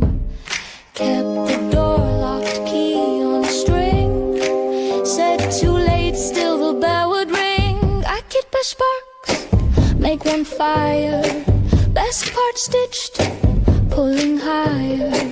Didn't know code, I know shine. Thought I was late, I'm right on time. Right on, right on, right on time.